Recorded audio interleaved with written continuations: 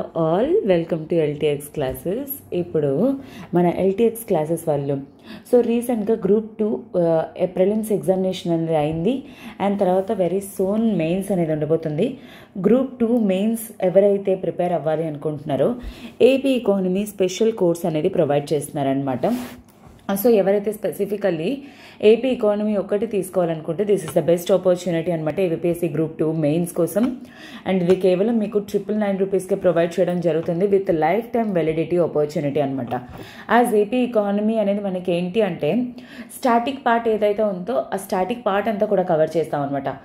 That ఏంటి అంటే మీకు ఎప్పటికైనా సరే ఇది ఉపయోగపడుతుంది, లైఫ్ టైమ్ వెలిడిటీతో వస్తుంది అనమాట. అండ్ అలానే we also cover socio economic survey కూడాను. అండ్ ఈ కోర్స్ అనేది కవర్ చేయబోయేది నేనే అనమాట, శాంతి మేడం. అండ్ దీని రిలేటెడ్ మీకు ఏమైనా ఎంక్వైరీస్ కానీ ఉన్నట్లయితే యూ కెన్ కాల్ 7893899553. ఈ నెంబర్ కాల్ చేసి మీ డౌట్స్ అనేవి క్లియర్ చేసుకొని త్వరగా జాయిన్ అయ్యే ప్రయత్నం అనేది చేయండి.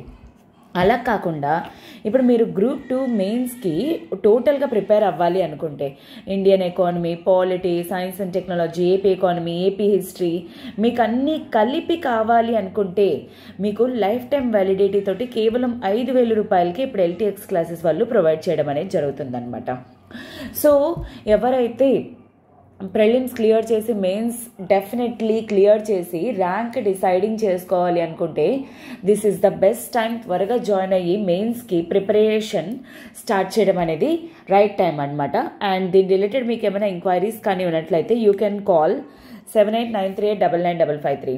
ఈ నెంబర్ కాల్ చేసి మీ డౌట్స్ అనేవి క్లియర్ చేసుకొని త్వరగా జాయిన్ అయ్యే ప్రయత్నం అనేది చేయండి. Okay, welcome to LTX classes. And ఈరోజు డేట్ 26 మార్చ్ 2024. అండ్ ఈరోజు ద హిందూ అనాలిసిస్ అనేది కవర్ చేయబోతుంది శాంతి మ్యామ్. ఓకేనా? ఈరోజు ఫస్ట్ ఆర్టికల్ ఏంటి అనేది చూద్దాం. United Nations calls for cease fire in Gaza during the month of Ramzan. First of all ఇది ఏ విధంగా ఇంపార్టెంట్ అనేది చూద్దాం. ఇది GS2 ఇంటర్నేషనల్ రిలేషన్స్ పర్స్పెక్టివ్లో హైలీ ఇంపార్టెంట్. అండ్ అలానే ఇంటర్నేషనల్ ఆర్గనైజేషన్స్ అండ్ అలానే ఇంటర్నేషనల్ పీస్ అండ్ సెక్యూరిటీ పర్స్పెక్టివ్లో హైలీ ఇంపార్టెంట్ అనమాట. అయితే ఏంటి అంటే మీకు ఫస్ట్ ఆఫ్ ఆల్ ఈ ఆర్టికల్ గురించి ఎక్స్ప్లెయిన్ చేసే ముందు ఒక చిన్న విషయాన్ని నేను ఎక్స్ప్లెయిన్ చేస్తాను. మనకి వరల్డ్ వార్ 1, 2 అయిపోయిన తర్వాత 1945లోనమాట యునైటెడ్ నేషన్స్ అనేది క్రియేట్ చేయడం అనేది జరిగింది in order to establish piece and security. Okay, world war 1, 2 వల్ల నేషన్స్ అన్నీ కూడా ఎంత దెబ్బైపోయో అలా మళ్ళీ రిపీట్ అవ్వకుండా ఉండాలని గ్లోబల్ లెవెల్లోని ఒక బాడీ అనేది ఏంటి మొత్తం అందరికీ కూడా యాక్సెప్టబుల్ లాగా అండ్ తర్వాత పీస్ అండ్ సెక్యూరిటీ అనేది ఎస్టాబ్లిష్ చేయడం కోసం యునైటెడ్ నేషన్స్ అనేది క్రియేట్ చేయడం అనేది జరిగింది. దాంట్లో డిఫరెంట్ ఆర్గన్స్ అనేవి ఉంటాయి. For example like United nations general assembly or otherwise United Nations Security council అలాగనమాట. జనరల్ అసెంబ్లీలోని టోటల్ ఎన్ని కంట్రీస్ అయితే ఉన్నాయో యునైటెడ్ నేషన్స్లోని అన్నీ కూడా మెంబర్ నేషన్స్ అనమాట, అంటే దాంట్లో మెంబర్స్ కింద ఉంటారు. Whereas United Nations Security Council ఏదైతే ఉందో this is the premier organization అనమాట. డెసిషన్ మేకింగ్, ఓకే, గ్లోబల్ లెవెల్లో ఇంపార్టెంట్ డెసిషన్స్ అన్నీ కూడా తీసుకునేది యుఎన్ఎస్సి. అయితే ఈ బాడీలో ఎంతమంది ఉంటారు? టోటల్ 15 మెంబర్స్ అనేవాళ్ళు ఉంటారనమాట. దాంట్లో 5 పర్మనెంట్ నేషన్స్, ఇంకొక 10 వచ్చేసరికి నాన్ పర్మనెంట్ అనమాట. ఓకే, అంటే అర్థం ఏంటి? ఎవ్రీ 2 ఇయర్స్కి కూడా అలాగా చేంజ్ అవుతూ కూడా ఉంటారనమాట on the basis of elected. Whereas ఈ 5 అనేవాళ్ళు ఎవరైతే ఉన్నారో వీళ్ళు కంప్లీట్లీ ఏంటంటే ఇంకా వీళ్ళ టర్మ్ అనేది కంటిన్యూ అవుతూనే ఉంటుందన్నమాట. అంటే వీళ్ళు పర్మనెంట్ మెంబర్స్. వీళ్ళని P5 నేషన్స్ అని కూడా అంటారు. ఈ P5 నేషన్స్ ఏంటి? US, UK, Russia, China, France.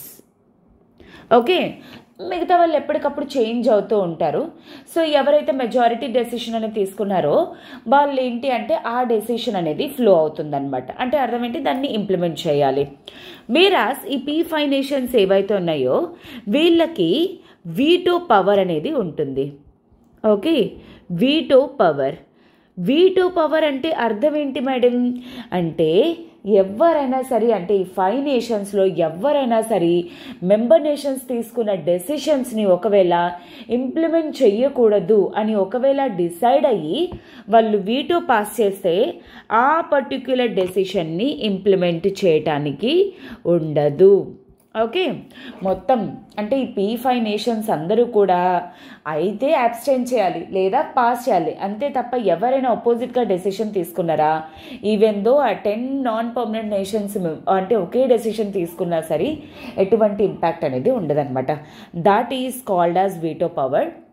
Okay, so I hope this is clear. అంటే యుఎన్ఎస్సి గురించి ఎందుకంటే మీరు ఇక్కడ ఒకవేళ అబ్జర్వ్ చేస్తే యునైటెడ్ నేషన్స్ కాల్స్ ఫర్ అని ఉంది. ఓకే, అండ్ దట్ టు ఇక్కడ యునైటెడ్ నేషన్స్ సెక్యూరిటీ కౌన్సిల్ ఒక రిజల్యూషన్ అనేది పాస్ చేసిందనమాట. దేనికోసం, ఇప్పుడు ప్రెసెంట్ ఏదైతే ఈ Israel Hamas okay Palestine Israel నేషన్స్లోని ఏవైతే ఇష్యూస్ అనేవి జరుగుతున్నాయో వాటికి సీజ్ ఫైర్ అనేది అంటే ఇంకా గొడవలు ఆపడం కోసం. ఓకేనా, అయితే అది తెలుసుకునే ముందు first of all you must know about this geography. ఇదిగోండి, దిస్ ఈజ్ ఈ బ్లూ కలర్లో ఏదైతే ఉందో ఈ బ్లూ కలర్ అంతా కూడాను కన్సిస్ట్ ఆఫ్ ఇజ్రాయెల్. ఈ గ్రీన్ ఏదైతే ఉందో this 2 parts consist of Palestine or Palestine, and తర్వాత this one is called as Gaza strip and this is the west bank అనమాట. ఓకే, అయితే ఏంటి ఇదంతా కూడాను వీళ్ళిద్దరికీ కూడా ఇజ్రాయెల్కి ప్యాలెస్తైన్కి వీళ్ళిద్దరికీ ఏంటంటే ఈ పర్టికులర్ బార్డర్లోని ఇష్యూస్ అనేవి ఉన్నాయన్నమాట. Remember this is Mediterranean and దీనికి బార్డర్ నేషన్స్ ఏంటేంటి లెబనన్, సిరియా, జోర్డన్, ఈజిప్ట్ ఇవన్నీ కూడాను ఏంటంటారు border nations.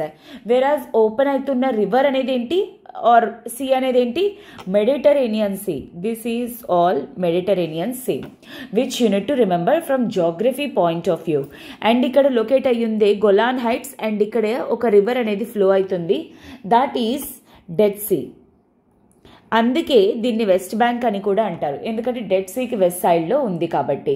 And this is all about geography. And వీళ్ళిద్దరికీ కూడా కంటిన్యూస్ ఇష్యూస్ అనేవి ఉన్నాయన్నమాట ఇజ్రాయెల్కి ఇంకా ప్యాలెస్తైన్కి అంటే రిలేటెడ్ టు జాగ్రఫికల్ పర్స్పెక్టివ్. అయితే ఏంటి అంటే ఈ గాజా స్ట్రిప్ ఏదైతే ఉందో దీంట్లోని టోటల్ ఇజ్రాయెల్ అంతా కూడా వీళ్ళకే రావాలి అండ్ ఎస్పెషల్లీ జెరూసలేం ఏదైతే ఉందో అది వీళ్ళ కంట్రోల్లోకి రావాలి అని చెప్పేసి వీళ్ళు ఏంటి అంటే ఒక ఆర్గనైజేషన్ అనేది ఫామ్ చేసుకుంది గాజా స్ట్రిప్లోనే. That is Hamas group, internationally recognised terrorist organisation type అనమాట హమాజ్. అయితే లాస్ట్ ఇయర్ హమాజ్ వాళ్ళు ఏంటి అంటే ఇజ్రాయెల్ మీద సర్ప్రైజ్ అటాక్ అనేది చేసిందనమాట. ఆ తర్వాత ఇంకా ఇజ్రాయెల్ అవుతుందా, ఇజ్రాయెల్ ఇంకా ఈ ఎక్కడైతే గాజా స్ట్రిప్లోని టోటల్ వైప్ అవుట్ చేయడానికి అని చెప్పేసి ఇంకా టోటల్ ఒక డిటర్మినేషన్ అని తీసుకొని కంటిన్యూస్ అటాక్స్ అనేవి చేస్తూనే వస్తుందన్నమాట. ఇప్పటికీ ఎవరు ఎంతమంది సొల్యూషన్స్ ఎలా పాస్ చేస్తున్నా సరే ఎస్పెషల్లీ ఇజ్రాయెల్ ఆపకుండా చేస్తుంది. అయితే ఇప్పుడు ఈ రంజాన్ పర్టికులర్ టైం పీరియడ్లోని యుఎన్ ఏంటని అడిగింది ఈ ఇజ్రాయెల్కి ఏంటి అంటే ప్రెజెంట్ సీజ్ ఫైర్ అనేది చెయ్యండి. ప్రెజెంట్ ఏదైతే హమాజ్ మీద కానీ ప్యాలెస్తైన్ మీద కానీ గాజా స్ట్రిప్ మీద ఏవైతే అటాక్స్ అనేవి ఉన్నాయో ఆ అటాక్స్ని ఆపాలి అని చెప్పేసి అండ్ ఆపడానికి ఒక అగ్రిమెంట్ అని చెప్పేసి అన్నమాట. అయితే యుఎన్ఎస్సి అనేది పాస్ చేసింది. ఎందుకంటే యుఎన్ఎస్సి తాలూకా మెయిన్ రోల్ ఏంటి గ్లోబల్ లెవెల్లో పీస్ అండ్ సెక్యూరిటీ. అయితే ఇక్కడ ఏంటి మీరు ఒకవేళ అబ్జర్వ్ చేస్తే ఎలా పాస్ అయింది ఇది అనేది 14-0 అనమాట. అంటే అర్థం ఏంటి ఇందాక చెప్పాను కదా నేను 15 మెంబర్స్ అనేది 14 మెంబర్స్ ఫేవరబుల్గా ఓటేశారు. వేరాస్ ఒక్కరు యుఎస్ వచ్చేసరికి ఏంటి అంటే అబ్స్టైన్డ్ ఫ్రమ్ ఓటింగ్. అబ్స్టైన్డ్ అంటే అర్థం ఏంటి ఓట్ వేయలేదు. ఎందుకు అంటే బికాజ్ యుఎస్ ఇంకా ఇజ్రాయెల్ వచ్చేసరికి వీళ్ళిద్దరూ ఏంటి అంటే పార్ట్నర్ నేషన్స్, ఆలే నేషన్స్ అనమాట. ఇప్పుడు ఇజ్రాయెల్ వాళ్ళు యుఎస్ మీద ఫుల్ సీరియస్గా ఉన్నారనమాట. ఎందుకు అంటే ఇప్పటిదాకా సపోర్ట్ చేస్తూ వస్తుంది. అండ్ హమాజ్ వాళ్ళు ఏంటి అంటే ఈ ఇజ్రాయెల్ తాలూకా కొంతమంది హోస్టేజెస్ కింద గాజా స్ట్రిప్లోనే ఉంచేసుకున్నారు. సో వాళ్ళని ఇచ్చేసిన తర్వాతే ఈ సీజ్ ఫైర్ చేస్తామని ఇజ్రాయెల్ ప్రపోజ్ చేయడం అనేది జరిగింది. యుఎస్ ఏంటి దీనికి వీటో అనేది యూజ్ చేయకుండా అబ్స్టైన్ చేసింది. అంటే ఇప్పుడు ఈ డెసిషన్ని అంటే 14 మెంబర్స్ ఏదైతే డెసిషన్ తీసుకున్నారో దాన్ని ఇంప్లిమెంట్ చేసే స్కోప్ అనేది ఉండిందనమాట. సో దానికి రిలేటెడ్గానే ఇప్పుడు ఈ ఆర్టికల్లో అపేర్ అవ్వడం అనేది జరిగింది. ఇప్పుడు నెక్స్ట్ ఏమవుతుంది ఏంటి అనేది we need to wait and see. Okay, present వచ్చేసరికి ఏంటి అంటే ఇజ్రాయెల్ యుఎస్ తోటి ఏదైతే హై లెవెల్ మీటింగ్ అనేది ఉందో ఆ హై లెవెల్ మీటింగ్ అనేది క్యాన్సిల్ చేసుకోవడం అనేది జరిగింది. ఇన్ ద కాంటెక్స్ట్ దట్ రీసెంట్గా యుఎస్ తీసుకున్న డెసిషన్ వల్ల అబ్స్టైన్ ఫ్రమ్ ఓటింగ్.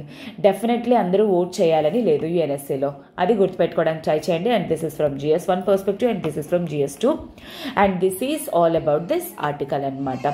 ప్రజెంట్ జరుగుతున్న ఇష్యూ మీద ఎవరు ఏ డెసిషన్ తీసుకున్నారు, ఎవరు ఎలా ఇంప్లిమెంట్ చేస్తున్నారు అండ్ ఏంటి ఇష్యూ అనేది మీకు క్లియర్గా మెన్షన్ చేయడం అనేది జరిగింది. ఓకేనా, I hope this is very much clear for you and moving to the next article. 14 injured in fire at Mahakal temple in Madhya Pradesh. So first of all ఈ article ఎలా important ఏంటి అనేది చూద్దాం. This is highly important from the perspective of GS1 art and కల్చర్లోని and అలానే geographical లొకేషన్స్లో కూడా important. So simply ఇక్కడ ఏంటి అంటే ఈ ఆర్టికల్ గురించి నేను ఎక్స్ప్లెయిన్ చేయడానికి ఈ ఆర్టికల్ చూస్ చేసుకోలేదు. But I have choose this article because Mahakal temple గురించి అనమాట. ఈ మహాకాల్ టెంపుల్ అనేది ఫస్ట్ ఆఫ్ ఆల్ ఎక్కడ లొకేట్ అయ్యింది? Ujjain. Okay, ancient Ujjain city in Madhya Pradesh.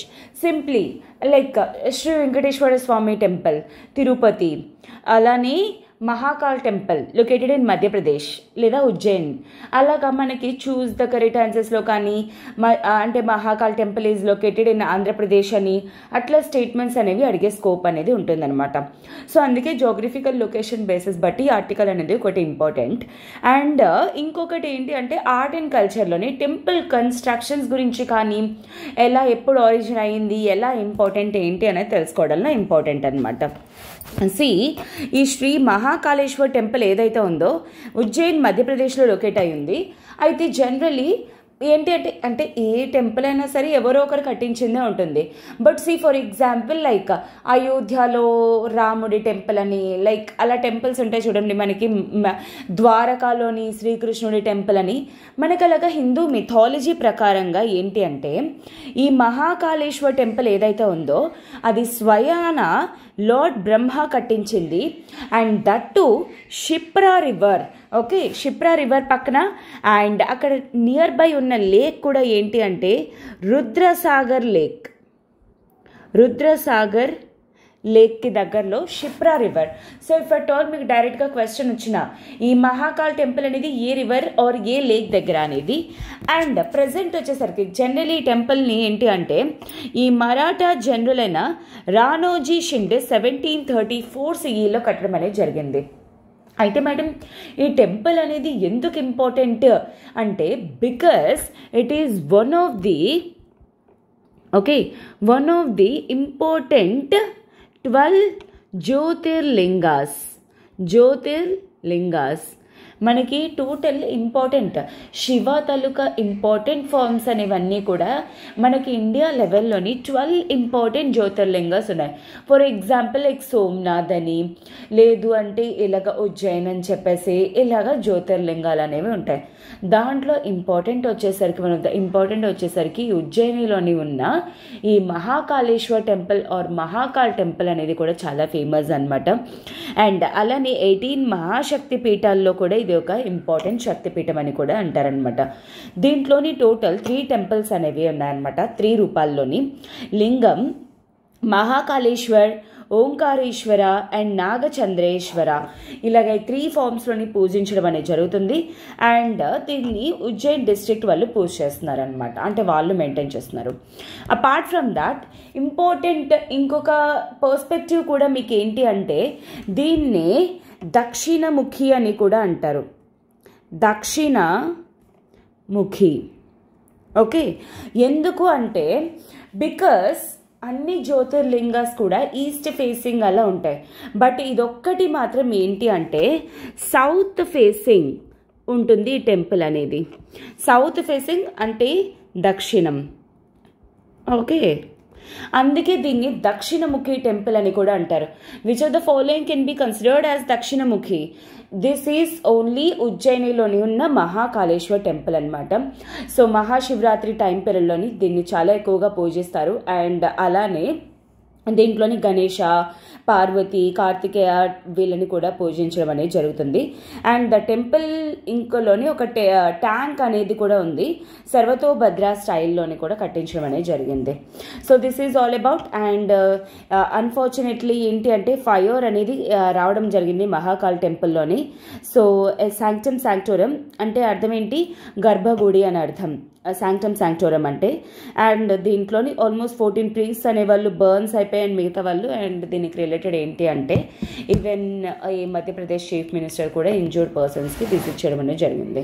అందుకే ఈ ఆర్టికల్ అపేర్ అయింది. బట్ మనకి ఇంపార్టెంట్ పర్స్పెక్టివ్ వచ్చేసరికి Mahakal temple, that is what I have covered అనమాట. And Shipra river, Rudrasagar lake and Ujjaini, ఇవన్నీ కూడా గుర్తుపెట్టుకోవడానికి ట్రై చేయండి. ఓకేనా? This is all about this article. We are moving to the next article. But before that ఒక చిన్న అనౌన్స్మెంట్. ఇప్పుడు మన ఎల్టీఎక్స్ క్లాసెస్ వాళ్ళు block buster financial year end offer కింద మనకి UPSC infinity offline Vizag and online infinity courses మీద కొన్ని offers అనేవి ప్రొవైడ్ చేస్తున్నారనమాట. సో యూజువల్లీ ఆఫ్లైన్ కోర్స్ కానీ ఆన్లైన్ కోర్స్ కానీ 60,000 rupees, but financial year end offer కింద కోర్స్ కేవలం 48,000 రూపీస్కే ప్రొవైడ్ చేయడం అనేది జరుగుతుంది. ఈ ఆఫర్ అనేది కేవలం 31st మార్చ్ వరకు మాత్రమే ఉండబోతుంది. బట్ ఈ యొక్క పర్టికులర్ క్లాసెస్ మాత్రం మీకు లైఫ్ టైం వ్యాలిడిటీ తోటి వస్తుందన్నమాట. అంటే అర్థం ఏంటి? మీరు యూపీఎస్సీ క్లియర్ చేసినంత వరకు కూడా అటు వైజాగ్ ఆఫ్లైన్ కానీ ఆన్లైన్లోని కానీ ఎల్టీఎక్స్ క్లాసెస్ తాలూకా సపోర్ట్ అనేది మీకు ఉంటుంది. అండ్ దీని రిలేటెడ్ మీకు ఏమైనా ఇంక్వైరీస్ కానీ ఉన్నట్లయితే యూ కెన్ కాల్ 7893899553. ఈ నెంబర్ కాల్ చేసి మీ డౌట్స్ అనేవి క్లియర్ చేసుకొని త్వరగా జాయిన్ అయ్యే ప్రయత్నం అనేది చేయండి. అండ్ ఇంకొక విషయం, న్యూ బ్యాచెస్ అనేవి 1st ఏప్రిల్ నుండి స్టార్ట్ అవుతున్నాయి, బోత్ ఆఫ్లైన్ వైజాగ్లోని ఇంకా ఆన్లైన్లో అనమాట. సో స్టార్టింగ్ నుండి మీరు ఒకవేళ జాయిన్ అయినట్లయితే బేసిక్స్ నుండి కూడా మనం కవర్ చేయడం అనేది జరుగుతుంది, static along with current affairs. So అంత డెప్త్ నాలెడ్జ్ అనేది మీకు కావాలి అనుకుంటే త్వరగా జాయిన్ అయ్యే ప్రయత్నం అనేది చేయండి. ఓకేనా? So yes, we are moving to the next article, that is NCW seeks election commission action against Congress leaders over Kangana issue. So actually ఏంటి అంటే what happened, you need to know about something. ఇది మనకి ఏ విధంగా important అంటే yes GS2లోని polity పర్స్పెక్టివ్లో మనకి statutory bodies పర్స్పెక్టివ్లో important. So నేను అది explain చేయడం కోసమే ఈ ఆర్టికల్ చూస్ చేసుకోవడం అనేది జరిగింది. యాక్చువల్లీ రీసెంట్ లిస్ట్లోని అంటే లోక్సభ పోల్స్లో బీజేపీ నుండి లైక్ ఏ ఏరియా నుండి ఎవరు పోటీ చేస్తున్నారు ఏంటి అనే లిస్ట్ అనేది బీజేపీ వాళ్ళు రిలీజ్ చేయడం అనేది జరిగింది. ఈ మండి ఏరియా నుండి, హిమాచల్ ప్రదేశ్ మండి ఏరియా నుండి కంగనా రనౌత్ నేమ్ అనేది, ఈ బాలీవుడ్ యాక్ట్రెస్ అయిన కంగనా రనౌత్ నేమ్ అనేది ఇవ్వడం కూడా జరిగింది బీజేపీ వాళ్ళు. సో ఆ పర్స్పెక్టివ్లో ఏంటి అంటే కొందరు లీడర్స్ అనమాట, Congress leaders Supriya Shrinate and HS Ahir, వీళ్ళు ఏంటి అంటే ఈ ఎక్స్ ప్లాట్ఫామ్లోనే అనమాట అంటే కొన్ని దారుణమైన స్టేట్మెంట్స్ అనేవి కంగనా రనౌత్కి అగెయిన్స్ట్గా ఏంటి అంటే పోస్ట్ చేయడం అనేది జరిగింది. సో అందుకే ఆ పర్టికులర్ రిలేటెడ్లోని ఈ NCW అనే బాడీ ఏంటి అంటే ఎలక్షన్ కమిషన్కి కేసు అనేది ఫైల్ చేయడం అనేది జరిగింది వీళ్ళిద్దరికి అగెయిన్స్ట్గా అండ్ కంగనా రనౌత్కి ఫేవరబుల్గా అనమాట. సో అందుకే ఈ ఆర్టికల్ నేను చూస్ చేసుకోవడం జరిగింది. సో ఫస్ట్ ఆఫ్ ఆల్ ఈ బాడీ గురించి మనం తెలుసుకోవడం అనేది important. That is nothing but national commission for women. ఏంటి అంటే ఈ బాడీ అనేది స్టాట్యుటరీ బాడీ అంటే అర్థం ఏంటి? ఏ బాడీ అయినా సరే ఒకవేళ త్రూ పార్లమెంట్ యాక్ట్ ద్వారా లెజిస్లేషన్ ద్వారా క్రియేట్ అయితే దాన్ని ఏమంటారు? స్టాట్యుటరీ బాడీ అని చెప్పేసి అంటారనమాట. అయితే ఈ బాడీ వచ్చేసరికి ఏంటి అంటే national commission for women act of national commission for women act of 1990 ద్వారా 1992లోని ఈ బాడీ అనేది ఫార్మ్ అవ్వడం అనేది జరిగింది. అయితే మేడం ఎందుకు మేడం ఇది క్రియేట్ చేశారు? Because in order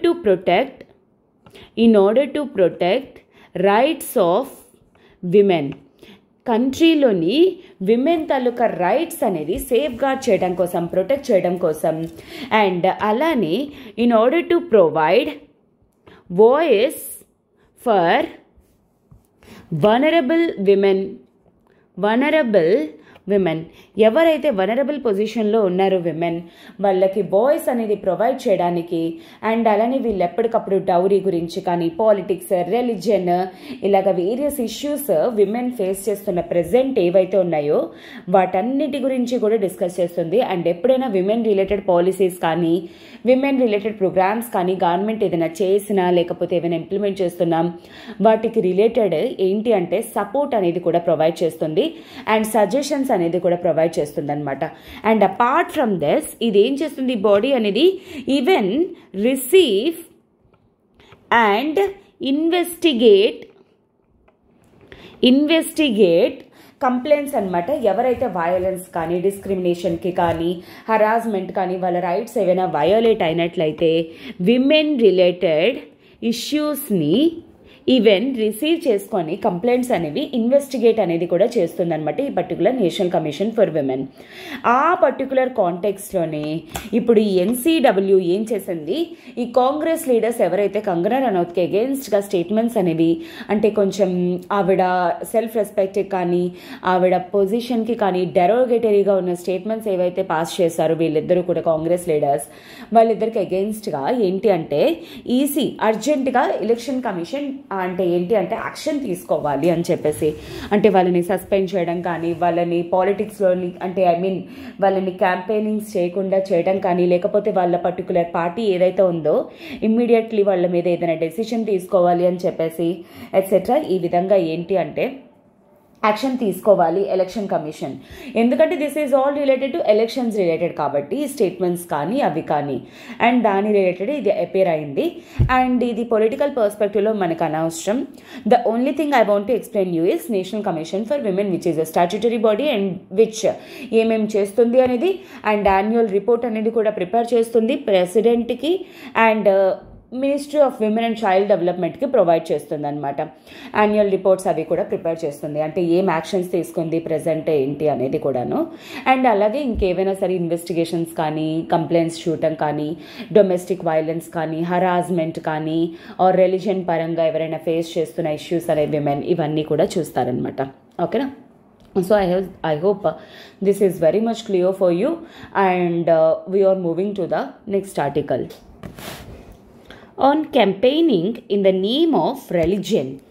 So this article is related to polity perspective loni Representation of People's Act and MCC elections related anta kuda manaki GS paper 2 perspective lo important. So first of all ఏం జరిగింది ఏంటి అని explain చేస్తాను. ఆ తర్వాత ఇక్కడ ఏముంది ఏంటి అనేది నేను క్లియర్గా మీకు ఎక్స్ప్లెయిన్ చేస్తాను.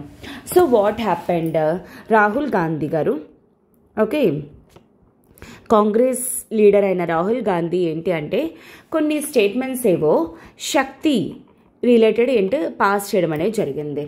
సో దీనికి రిలేటెడ్ ఏంటి అంటే ఎలక్షన్ కమిషన్ తోటి ఒక కేసు అనేది ఫైల్ చేయటం అనేది జరిగింది. ఎవరు? బీజేపీ పొలిటికల్ పార్టీ వాళ్ళు రాహుల్ గాంధీకి అగెయిన్స్ట్గా అనమాట. సో ఇప్పుడు ఏం చేశారు? రాహుల్ గాంధీ ఇలాగ అన్నారు అని చెప్పేసి బీజేపీ వాళ్ళు కేసు ఫైల్ చేయడం అనేది జరిగింది ఎలక్షన్ కమిషన్ మీద. సో అంటే అర్థం ఏంటి? ఇప్పుడు తమిళనాడు పార్టీ అయిన ద్రవిడ మున్నేట్ర కజగం, స్టాలిన్ తాలూకా పార్టీ అనమాట, ఇప్పుడు ప్రజెంట్ చీఫ్ మినిస్టర్ తమిళనాడు తమిళనాడులోని.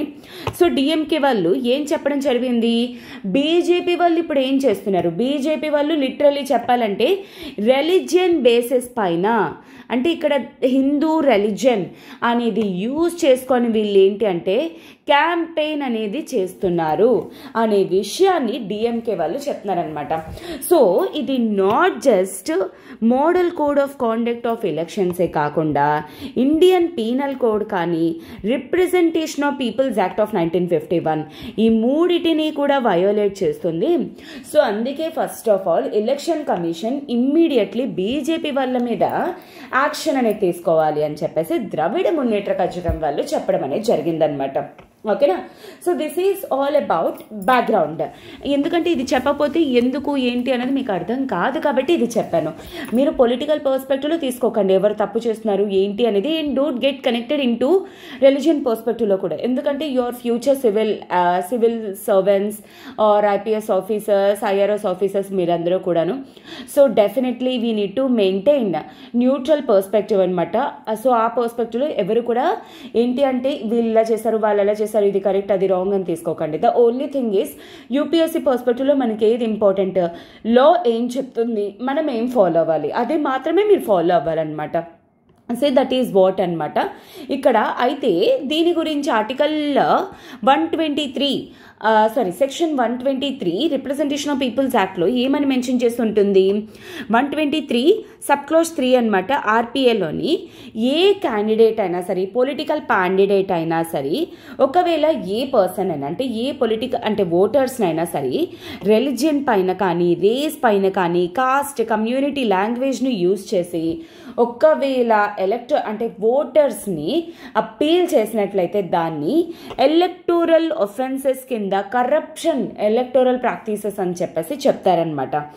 సో అందుకే ఏ పర్సన్స్ కూడా అంటే హేట్రెడ్ తీసుకొని రాకూడదు ఎలక్షన్స్ టైం పీరియడ్లో. అండ్ అలానే ఎవరైతే ఒకవేళ ఇలాంటివి చేశారో వాళ్ళకి లిటరలీ ఏంటి అంటే వాళ్ళని ఎలక్షన్స్లో పోటీ చేయనివ్వకుండా 6 years పాటు కూడా ఆపేస్తారనమాట. అంటే 2 times అట్లీస్ట్ వాళ్ళు ఎలక్షన్స్లో పార్టిసిపేట్ చేయకుండా ఉన్నట్లు అనమాట. That is what. And apart from that even model code of conduct of elections అనేది కూడా ఉందన్నమాట. ఈ ఎంసీసీ అనేది ఎలక్షన్ కమిషన్ అనేది రిలీజ్ చేస్తుందన్నమాట immediately after elections.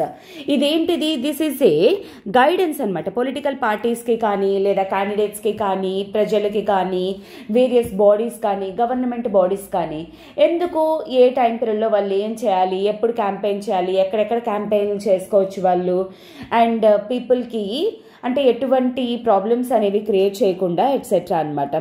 So that and ఇది వచ్చేసరికి ఏంటి అంటే simply it says that which began to be implemented strictly in the 1990s. ఏం చెప్తుంది, నో పార్టీ ఆర్ క్యాండిడేట్, ఏ పొలిటికల్ పార్టీ కానీ ఏ క్యాండిడేట్ కానీ ఏ యాక్టివిటీలో కూడాను అంటే ఎవరికైతే ఏ కమ్యూనిటీస్ మధ్య హేట్రెడ్ కానీ లేదా టెన్షన్స్ కానీ క్రియేట్ చేసిన ఇష్యూస్ కానీ లేకపోతే స్టేట్మెంట్స్ కానీ లేకపోతే వర్డ్స్ కానీ యూజ్ చేయకూడదు అనేది on the basis of cost కానీ రిలీజియన్ కానీ లింగ్విస్టిక్ కమ్యూనిటీస్ కానీ. ఫర్ ఎగ్జాంపుల్ మా లాంగ్వేజే ఎక్కువ, ఫర్ ఎగ్జాంపుల్ మా రిలీజియనే ఎక్కువ, ఫర్ ఎగ్జాంపుల్ మా కాస్టే ఎక్కువ అన్నట్లు అనమాట. ఒకవేళ అలా కానీ ఒకవేళ చేసినట్లయితే మాత్రం ఇమ్మీడియట్లీ ఏంటి అంటే ఎంసీసీకి రిమెంబర్ దాట్ ఎటువంటి స్టాట్యుటరీ బ్యాకింగ్ అనేది లేదనమాట. అంటే దీన్ని కరెక్ట్గా ఇంప్లిమెంట్ చేయాలి, ఇంప్లిమెంట్ చేయకపోతే సుప్రీంకోర్టుకి వెళ్తాం హైకోర్టుకి వెళ్తాం అనే మొక్క అనేది ఉండదన్నమాట. కానీ ఏంటి అంటే election commission of India election campaign వాళ్ళు చేయకుండా లేకపోతే వాళ్ళకి స్టార్ క్యాంపెయినర్స్ లేకుండా అలాంటివేవో డెసిషన్స్ తీసుకోగలదు. దట్టు కేవలం ఏంటి అంటే హార్డ్లీ ఒక 2-3 రోజుల వరకు మాత్రమే ఆపగలదన్నమాట ఈ విధంగా. బట్ స్ట్రిక్ట్లీ election commission of India implement చేస్తుందన్నమాట. ఓకే. సో ఏంటి దీని గురించి హిస్టరీ కూడా మెన్షన్ చేయడం అనేది జరిగింది స్టార్టింగ్లోనమాట. బిఫోర్ 1961 ఈ సెక్షన్ 123(3)లో ఏమని మెన్షన్ చేస్తుంది, సిస్టమిక్ అపీల్ అనేది చెయ్యొచ్చు అనేది on the basis of religion race caste community కైనా. కాకపోతే దీనివల్ల ఏంటి అంటే కమ్యూనల్ ఇష్యూస్ అనేవి కానీ లేకపోతే రిలీజియస్ ఇష్యూస్ కాస్ట్ ఇష్యూస్ ఇవన్నీ కూడా ఎక్కువైపోతున్నాయి. అందుకని చెప్పేసి 1960లోనమాట ఏం చేశారు, దీనికి అమెండ్మెంట్ అనేది చేసి ఈ సిస్టమిక్ వర్డ్ అనేది రిమూవ్ చేసేయడం అనేది జరిగిందనమాట. ఓకేనా, అలా రిమూవ్ చేసి అప్పటి నుండి ఏం చేస్తున్నారు, ఎటువంటివైనా సరే చేయకూడదని. అయితే ఇప్పటి వరకు మేడం ఇలాంటివి ఏమైనా కేసెస్ ఫైల్ అయ్యాయా? ఎస్, ఒక్కసారి ఎవరిపైన అంటే, however the only notable leader వచ్చేసరికి ఏంటంటే సుప్రీంకోర్టు కరప్ట్ ఎలక్టోరల్ ప్రాక్టీసెస్ అని చెప్పింది. బాల్ ఠాక్రే మహారాష్ట్రలోని ఫేమస్ పొలిటికల్ లీడర్ అనమాట, శివసేన పార్టీ నుండి ఇన్ ద ఇయర్ 1995. సో అతన్ని ఏంటి అంటే హార్డ్లీ ఒక 2-3 days వరకు కూడాను ఎలక్షన్ క్యాంపెయిన్ చేయనివ్వకుండా చేశారనమాట. అయితే సుప్రీంకోర్టు ఏమని చెప్పేసి అనింది, అభిరామ్ సింగ్ వర్సెస్ సిడి కొమ్మచంద్ 2017లోనమాట మెజారిటీ డెసిషన్లోని క్యాండిడేట్స్ ఎవ్వరూ కూడాను కేవలం రిలీజియన్ పైన ఎప్పుడు కూడా ఓటర్స్ని అపీల్ చేయకూడదు అని చెప్పేసి. సో నువ్వు హిందూ, నువ్వు క్రిస్టియన్, నువ్వు ముస్లిం, నేను ముస్లిం, నా కోటయ్యు, నువ్వు క్రిస్టియన్, నేను క్రిస్టియన్, నా కోటయ్యు, అలాంటివి రిలీజియన్ బేసిస్ పైన ఏంటి అంటే ప్రజల్ని అపీల్ చేయడం అని చెప్పేసి అంటారనమాట. ఓకేనా. So the elections to the parliament or state legislatures are a secular exercise అనమాట. ఎందుకంటే దీంట్లో ఏ రిలీజియన్ కానీ ఏ లాంగ్వేజ్ కానీ ఇవేవి కూడాను ఉండకూడదు. And religion should always remain a personal faith. నేను హిందూయిజంనే ఫాలో అవుతానా, బుద్ధిజం ఫాలో అవుతానా ఏంటనేది పర్టికులర్లీ నా పర్సనల్ డెసిషన్ అది. దాంట్లోకి సమ్ XYZ క్యాండిడేట్ అనేది ఎప్పుడూ కూడా ఇంటర్ఫియర్ అవ్వకూడదు, ఇన్వాల్వ్ అవ్వకూడదు అనమాట. సో దానికోసం ఏం చేయాలి, what is needed now actually? Political parties కానీ క్యాండిడేట్స్ కానీ వీళ్ళందరూ కూడాను ఎప్పటికప్పుడు ఏంటి అంటే వాళ్ళు పార్టీ డెసిషన్స్ అనేవి తీసుకోవాలి. అండ్ అలానే ఎప్పుడైనా క్యాండిడేట్స్ కానీ చేసినట్లయితే పార్టీయే బిఫోర్ ఎలక్షన్ కమిషన్ తీసుకునే ముందే పార్టీసే వాళ్ళ మీద ఎటువంటి యాక్షన్ తీసుకోవాలి. Because India is like A democratic election process జరగాలి అంటే లాంగ్వేజ్ పైన కానీ కాస్ట్ పైన కమ్యూనిటీ పైన ఎప్పుడూ కూడా ప్రజల్ని చేయకూడదు. Any appeal in the name of religion only results in the further polarisation of our multi religious society. Present India అనేది సెక్యులర్ నేషన్ గ్లోబల్ లెవెల్లో అండ్ చాలా డెమోక్రటిక్ నేషన్, సెక్యులర్ నేషన్ అనే పేరు అనేది ఉంది. సో అలాగ అపీల్ చేయకుండా ఉన్నట్లయితేనే పర్లేదు, లేదంటే మాత్రం ఇంకా పోలరైజ్ అయిపోయే ప్రమాదం అనేది ఉంది. పోలరైజేషన్ అంటే అర్థం ఏంటి, ప్రజలందరూ కూడా నువ్వు ఆ రిలీజియన్, నేను ఈ రిలీజియన్ అని చెప్పే పొజిషన్కి వెళ్ళిపోతారనమాట.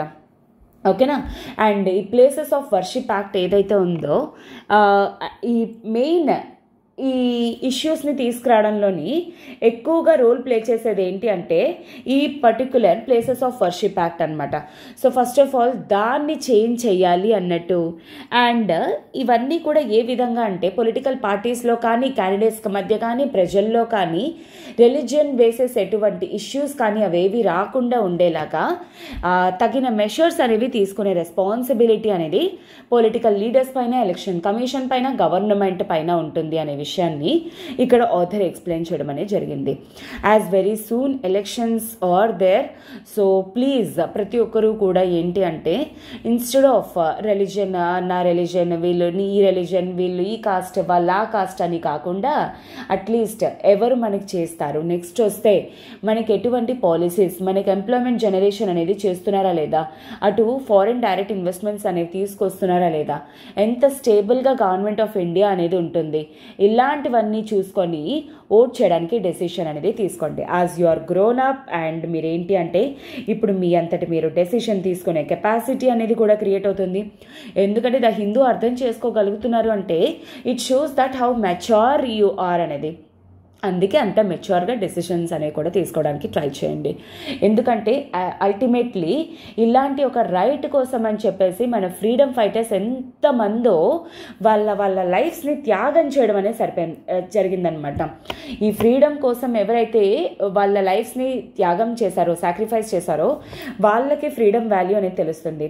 ఊరికే ఉట్టిగా మనకు వచ్చేసింది కాబట్టి ఈ ఫ్రీడమ్ వాల్యూ తెలీదు. కేవలం డబ్బు వెనకాతలు పరిగెడితే ఎప్పుడూ కూడా మనకి ఏంటి అంటే ట్రూ గవర్నమెంట్ అనేది ఫార్మ్ అవ్వదు. So kindly you are all the people who are going to change the face of our nation. So kindly vote on the basis of development basis, but not on the basis of religion, caste, community, etc. As we need to give respect to our constitution. Okay. So I hope this is very much clear for you. And ఇక్కడ ఈ particular case కానీ section 123 sub clause 3 of RPA కానీ or MCC model code of conduct కానీ ఇవన్నీ కూడా important from this particular article. And that is the reason why I chose this article. And with this I will move to the next article. I hope this is very much clear for you. Robusta coffee price touches all-time high amid global shortage. So first of all ఈ article అనేది మీకు ఎలా important అనేది చూద్దాం.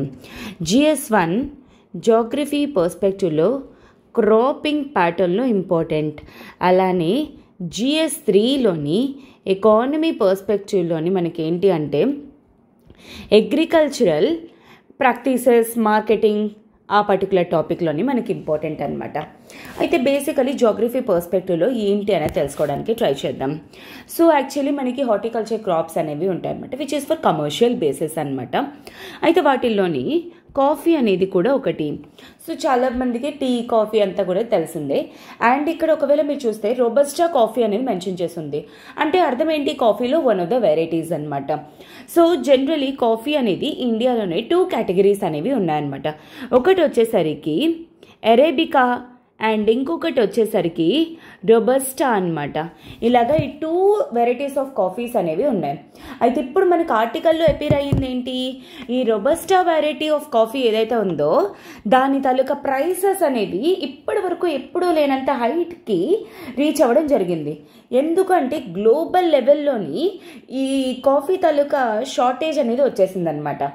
So అందుకే ఇది appear అయింది. నేను అందుకే ఇది చూస్ చేసుకోవడం అనేది జరిగింది. అయితే అరేబికా కాఫీ ఏదైతే ఉందో ఈ కాఫీ అనేది ఎప్పుడు mostly November to January particular time పీరియడ్లోని పండుతుందన్నమాట. అండ్ దట్ టు హయ్యర్ ఆల్టిట్యూడ్స్లోని. హయ్యర్ ఆల్టిట్యూడ్స్ అంటే అర్థం ఏంటి, ఆల్మోస్ట్ ఒక 600 నుండి 2000 మీటర్స్ ఎత్తులోనమాట. అండ్ దీనికి ఎటువంటి టెంపరేచర్స్ అనేవి ఉండాలి, కూల్, మాయిశ్చర్ అంటే అలాగా ఎంతో కొంత వాటర్ అనేది ఉండాలి. అండ్ అలానే సబ్ ట్రాపికల్ వెదర్ కండిషన్స్ అనేవి కూడా ఉండాలన్నమాట. ఇలాంటి పర్టికులర్ క్లైమేట్లోని ఇది పండుతుందన్నమాట. అండ్ ఒకటి అబ్జర్వ్ చేస్తే కాఫీలోని మెయిన్లీ కెఫీన్ కంటెంట్ అనేది ఉంటుంది. ఈ కెఫీన్ కంటెంట్ ఏదైతే ఉందో రోబస్టాతో కంపేర్ చేస్తే కేవలం హాఫ్ మాత్రమే ఉంటుంది దీంట్లోనమాట. అంటే కెఫీన్ వచ్చేసరికి ఇందులోని లో అనేది గుర్తుపెట్టుకోండి. అండ్ ఇంకొకటి వచ్చేసరికి ఏంటి, రోబస్టా ఇది వచ్చేసరికి చాలా స్ట్రాంగ్ టేస్ట్ అనమాట. అంటే చూసారా చాలామంది స్ట్రాంగ్గా కాఫీ పెట్టి స్ట్రాంగ్గా టీ పెట్టేసి ఇవ్వంటారు, బికాస్ కాఫీ టేస్ట్ అనేది హైగా తెలుస్తుంది అనమాట. అండ్ అలానే ఇది వచ్చేసరికి డిసెంబర్ నుండి ఫిబ్రవరి టైం పీరియడ్లోనమాట. అండ్ ఇది వచ్చేసరికి దీనికి ఏంటి అంటే హ్యూమిడ్ క్లైమేట్ అనేది ఉండాలి. ఓకే, హ్యూమిడ్ క్లైమేట్ అనమాట. టెంపరేచర్స్ వచ్చేసరికి 20 నుండి 30 డిగ్రీ సెల్సియస్ అనేది మెయింటైన్ చేయాలి. అండ్ దీనికి అరేబికా కంట 2 times కెఫీన్ కంటెంట్ అనేది దీంట్లో ఉంటుంది, అందుకే స్ట్రాంగ్ ఉంటుందన్నమాట. అండ్ ఇండియాలోని కాఫీ రిలేటెడ్ పాలసీస్ కానీ మెషర్స్ కానీ అదంతా కూడా తీసుకునేది ఎవరు, literally it is under ministry of commerce. Okay, ministry of commerce అనమాట చూసుకుంటుంది. అండ్ తర్వాత దీనికోసం ఏంటి అంటే ఒక statutory organisation coffee board of India కూడా క్రియేట్ చేయడం అనేది జరిగింది, coffee board of India. And అలానే apart from this which you must know about is ఇండియాలోని వచ్చేసరికి లిటరలీ ఒక 5 lakh hectares వచ్చేసరికి ఎకానమీ పర్స్పెక్టివ్లో 5 lakh hectares వచ్చేసరికి కాఫీ గ్రౌండ్స్లో ఉండిందనమాట ఇండియాలోని. అండ్ దట్ టు హయ్యెస్ట్ వచ్చేసరికి సదరన్ స్టేట్స్ నుండి అనమాట. దాంట్లోని హయ్యెస్ట్ కర్ణాటకలోనమాట 54%. అండ్ అలానే కేరళలోని 19%, తమిళనాడులోని 8%. Apart from that Andhra Pradesh, Odisha ఇలాంటి నాన్ ట్రెడిషనల్ ఏరియాస్లో కూడా కాఫీ అనేది పండుతుందన్నమాట. అండ్ దీంట్లోని వచ్చేసరికి మీకు ఇంకొకటి ఏంటి అంటే we need to know about కాఫీలోని ఈ 2 వెరైటీస్లో కూడా సబ్ వెరైటీస్ అనేవి ఉన్నాయి. ఒకటి వచ్చేసరికి ఏంటి అంటే Coorg arabica coffee, Coorg arabica coffee ఒకటి. అండ్ వయనాడ్ రోబస్టా కాఫీ కేరళలో అనమాట, వయనాడ్ రొబస్టా కాఫీ గ్రౌండ్స్ అనేవి ఎవరైనా కేరళకు విజిట్ చేసి ఉంటే చూసుంటారు. And Chikmagalur arabica coffee. And అలానే అరకు, ఇది వచ్చేసరికి మన ఆంధ్రప్రదేశ్లోని అరకు వ్యాలీలోని ఉన్నది అరేబికా, నాట్ రోబస్టా, గుర్తుపెట్టుకోండి. అండ్ అలానే బాబు బూదాన్గిరీస్ అన్నమాట. ఇది వచ్చేసరికి కూడా అరేబికా వెరైటీ. ఇలాగా డిఫరెంట్ 5 వెరైటీస్ కాఫీస్ అనేవి ఉన్నాయి. అండ్ దీని రిలేటెడే కాఫీ ఎలా పండుతుంది, ఏ టెంపరేచర్లో, అరేబికాకి ఏది కావాలి, ఏ టైం పీరియడ్లోని, రొబస్టాకి ఏంటి కావాలి, దేని టేస్ట్ ఎలా ఉంటుంది, కెఫీన్ ఎక్కువ దేంట్లో ఉంటుంది, దీని రిలేటెడ్ మీకు అంతా కూడా ప్రొవైడ్ చేయడం అనేది జరిగింది. And it comes under ministry of commerce of India. And దీనికోసం ఏంటి అంటే పాలసీస్, మెషర్స్ అనేవి అన్ని తీసుకోవడానికి కూడా ఒక స్టాట్యుటరీ బాడీ అనేది కూడా ఉంది. అదే coffee board of India, which works under the control of Ministry of Commerce అన్నమాట. ఓకేనా. So these all are the things which you need to remember from exam perspective, అటు GS1లో కానీ GS3 పర్స్పెక్టివ్లో కానీ. I hope these are the important articles for today. And already TB related నేను చాలాసార్లు cover చేయడం అనేది జరిగింది. టీబీ ఎలా వస్తుంది, ఏంటి అనేది, దాని గురించి ఏ మెషర్స్ కావాలి ఎట్సెట్రా. సో అవి ఒకసారి చూసుకునే ప్రయత్నం అనేది చేయండి. నిన్నటి ఆర్టికల్స్లో కానీ సండే వాటిల్లో కానీ ఎక్స్ప్లెయిన్ చేయడం జరిగింది. ఎందుకంటే 24th మార్చ్ అనేది గ్లోబల్ లెవెల్లోని వరల్డ్ ట్యూబర్క్యులోసిస్ డే కింద అవేర్నెస్ క్రియేషన్స్ అనేవి గ్లోబల్ లెవెల్లో చేస్తారు. అందుకోసమే కంటిన్యూస్గా ఈ ఆర్టికల్స్ అపేర్ అవుతున్నాయి. అండ్ కంటిన్యూస్లీ మనకి ఎలక్షన్ రిలేటెడ్ ఆర్టికల్స్ అనేవి అపేర్ అవుతున్నాయి. సో వాటిల్లోని ఇంపార్టెంట్ ఆర్టికల్స్ యూపీఎస్సీకి ఏవైతే ఇంపార్టెంటో అవి నేను చూస్ చేసుకోవడం అనేది జరిగింది. ఓకేనా. I hope this is very much clear for you. And ఈరోజు ఈ ఆర్టికల్స్ బేసిస్ ఒక క్వశ్చన్ అనేది ఫ్రేమ్ చేయడానికి ట్రై చేద్దాం. బట్ బిఫోర్ దట్ ఒక చిన్న అనౌన్స్మెంట్. ఇప్పుడు మన LTX క్లాసెస్ వాళ్ళు గ్రూప్ 2 రీసెంట్గా ఎవరైతే ప్రిలిమ్స్ రాశారో, ఎవరైతే క్లియర్ చేస్తారో అనే స్ట్రాంగ్ నమ్మకం అనేది ఉందో, this is the high time that AP ఎకానమీలోని మీరు మంచిగా స్కోర్ చేయడానికి విత్ జస్ట్ 999 రూపీస్కి లైఫ్ టైం వ్యాలిడిటీ తోటి ఏపీ ఎకానమీ అనేది ఏపీఎస్సీ గ్రూప్ 2 మెయిన్స్ పర్స్పెక్టివ్లో ఈచ్ అండ్ ఎవ్రీథింగ్ కూడాను కవర్ చేయడం అనేది జరుగుతుంది. అండ్ దీన్ని కవర్ చేయబోయేది కూడా నేనే. అండ్ ఆఫ్టర్ క్లాసెస్ తర్వాత నేను మీకు PDF అనేది కూడా ప్రొవైడ్ చేస్తాను. సో నా hand written notes PDF, so that మీకు ఎగ్జామ్ టైంలోని రివిజన్ చేసుకోవడానికి కూడా హెల్ప్ అవుతుంది. దీని రిలేటెడ్ మీకు ఏమైనా ఎంక్వైరీస్ కానీ ఉన్నాయనుకుంటే యూ కెన్ కాల్ 7893899553. ఈ నెంబర్ కాల్ చేసి మీ డౌట్స్ అనేవి క్లియర్ చేసుకొని త్వరగా జాయిన్ అయ్యే ప్రయత్నం అనేది చేయండి. అండ్ అలానే మన LTX క్లాసెస్ వాళ్ళు ఏపీఎస్సీ గ్రూప్ 2 కోసం కూడా సెపరేట్ మెయిన్స్ మాడ్యూల్ అనేది కూడా స్టార్ట్ చేస్తున్నారు. సో మెయిన్స్ ఎవరైతే తీసుకోవాలి అనుకుంటున్నారో, పక్కా క్లియర్ చేయాలనుకుంటున్నారో, this is such a high notification. మీరందరూ కూడా అందరికంటే మనం 1 స్టెప్ అహెడ్ ఉండాలి అంటే దిస్ ఈజ్ హై ఆపర్చునిటీ అనమాట. దీంట్లోని Indian economy, polity, SNT, AP economy, AP history అన్ని కూడా ఎక్స్క్లూజివ్గా కవర్ అయితే విత్ జస్ట్ కేవలం 5000 రూపీస్కి అనమాట. That with life time validity అనమాట. అంటే ఈ ఒక్కసారే కాదు, మీకు ఇది లాంగ్ టర్మ్లో కూడా హెల్ప్ అవుతుంది.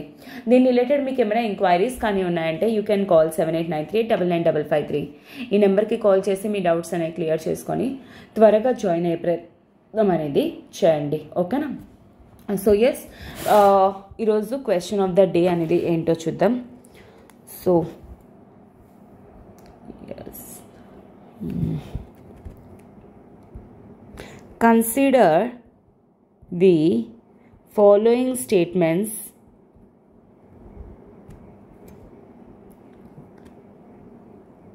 regarding coffee. India is producing only one type of coffee variety.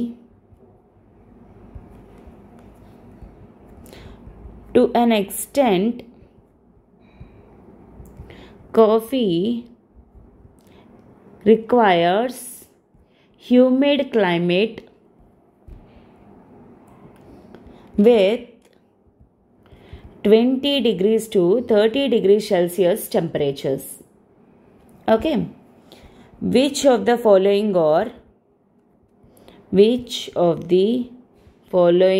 are true?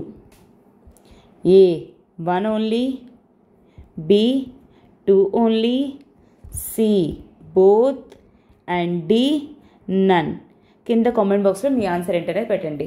And I'm saying daily నేను మీకు లైక్ కూడా చేస్తున్నాను ఎవరైతే ఆన్సర్స్ అనేవి చేస్తున్నారో.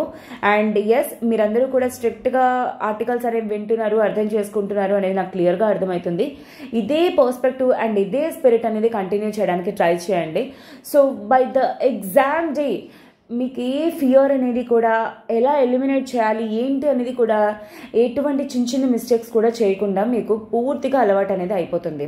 ఎంసీక్యూస్ అనేవి ఎంత ఎక్కువ సాల్వ్ చేస్తే మీకు అంత బెటర్ అనమాట. So I hope this is very much clear for you. And these are the articles for today. Tomorrow we shall meet again with some more beautiful articles. Till then have a good day students. All the very best for your preparation. And I'm really so happy and thankful to you all that the Hindu analysis అనేది మీ ప్రిపరేషన్లోని help చేస్తుంది అనేది. So and అవే కాకుండా మీరు ఇంకేవైనా articles cover చేయాలి అనుకుంటున్నా, మీకు ఇంకేమైనా డౌట్స్ ఉన్నా సరే నా కింద కామెంట్ బాక్స్లో మీరు మెన్షన్ చేయొచ్చు. నేను అవి పక్క రోజు కవర్ చేయడానికి ట్రై చేస్తాను. ఓకేనా? So have a good day students. Take care. We shall meet again tomorrow.